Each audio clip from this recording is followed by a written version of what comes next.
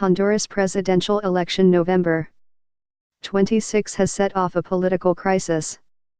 So far, 22 people have been killed during protests. The Organization of American States is calling for a new election. Even before the vote count began, Honduras national elections were controversial. The president, Juan Orlando Hernández of the National Party, was seeking re-election, which had been prohibited by the Honduran constitution until 2015.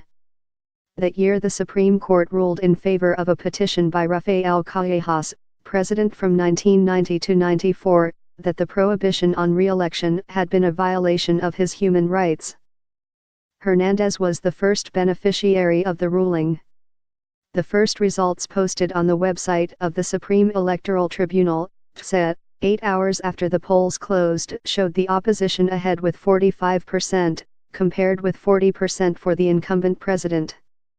But the count then slowed to a trickle before the electronic system crashed for several hours. When the count resumed, the results displayed on the PSE's website showed Hernández had taken the lead with 81% of the vote counted.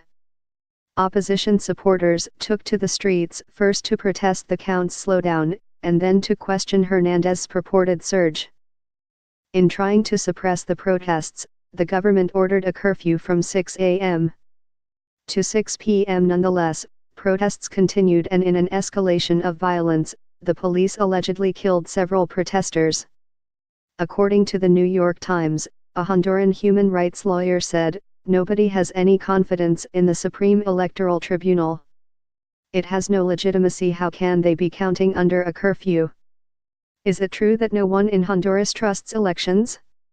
The resolution of the disputed election and political stability in this Central American nation could depend on the answer. Here's how we did our research. Data from the 2016-17 round of the Americas Barometer, a widely respected poll, show that Hondurans say they have relatively little trust in their elections.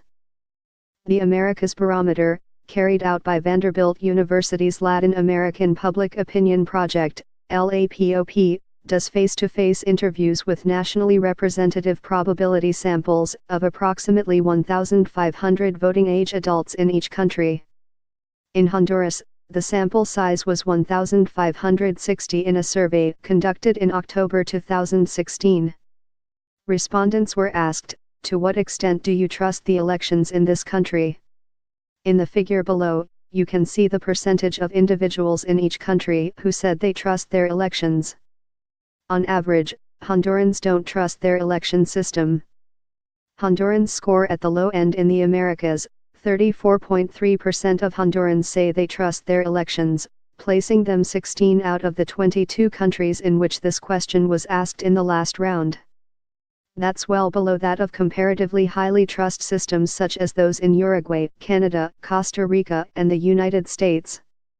That's even below the trust expressed in countries whose elections have been questioned by international observers in the past few years, such as Bolivia, Nicaragua, and Venezuela. Hondurans view their elections through party-colored glasses.